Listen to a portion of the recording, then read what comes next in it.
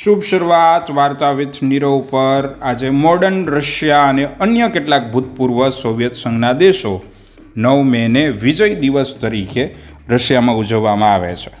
બીજા વિશ્વયુદ્ધમાં રશિયાની જીતની ઉજવણીના પ્રસંગે પશ્ચિમના દેશોનો અંદાજ વ્લાદિમીર પુતિનનું કડક વલણ જોવા મળી રહ્યું છે. બીજા વિશ્વયુદ્ધમાં નાઝી જર્મની પરની જીત અને બર્લિનમાં જર્મન સૈન્યએ જે શરણાગતિ સ્વીકારી તેની યાદમાં રશિયામાં પરેડનું આયોજન થાય છે. 1945માં યુરોપ ખંડમાં દ્વિતીય વિશ્વયુદ્ધનો અંત આવ્યો હતો અને જોસેફ સ્ટેનલીએ રજા જાહેર કરી હતી.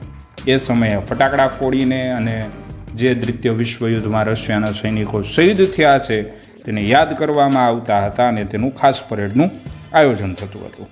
1965માં સોવિયત નેતા લિયોનિદ બ્રેઝનેવે પણ ઉજવણી કરી અને મોસ્કોના રેડ સ્ક્વેર પર વિજય પરેડ છે એની યાદ આવી.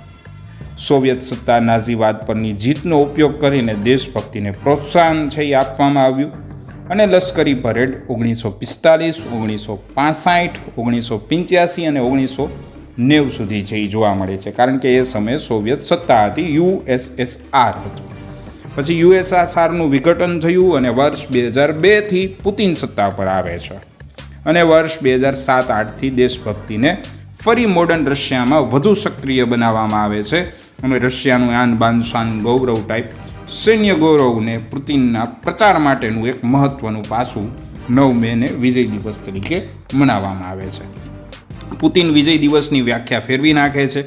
મોડર્ન રશિયામાં અત્યારે નેવર અગેન વોરની જગ્યાએ વી કેન રિપીટ ઇટનો અંદાજ રશિયામાં જોવા મળે છે, કારણ કે લીડર છે એ પુતિન છે. વર્ષ 2010 પછીના સમયમાં ક્રિમિયા ઉપર ગેરકાયદેસરના આક્રમણ કરીને રશિયાનો ભાગ બનાવી દે છે, જે રશિયાનું ગૌરવ વધારવા માટે. અને વર્ષ 2022માં પણ યુક્રેન રશિયા યુદ્ધ શરૂ કરાયું અને પશ્ચિમ દેશ સામે મોડર્ન રશિયાનું કડક વલણ છે એ જોવા મળે છે. દ્વિતીય વિશ્વયુદ્ધમાં રશિયા USSR ગ્રેટ પેટ્રોટ્રિક વોર છે એ કહે છે અને ખાસ આ વોરમાં એટલે કે વિજય દિવસની આનબાન શાન હોય છે એ મિનિસ્કોટ આર્મી વુમન છે એ રશિયાની હોય છે. એર ડિફેન્સ મિસાઇલ સિસ્ટમ, પરમાણુ શસ્ત્રો સાથેની પરેડની તાકાત પુતિને જ દેખાડવામાં આવે છે નવા રશિયામાં. તાજેતરમાં જ તે 2024માં 5મી વખત રશિયાના પ્રમુખ બનેલા પુતિન રશિયાને આગળ લઈ જવા માટે એક નવી વિક્ટોરી ડે જે રશિયામાં દેશની પરેડ અત્યારે લાગુ કરે છે. ચેનલ પર તમે નવા હોય તો સબસ્ક્રાઈબ જરૂર કરજો. આગળની પરેડ તમે જોઈ શકો છો.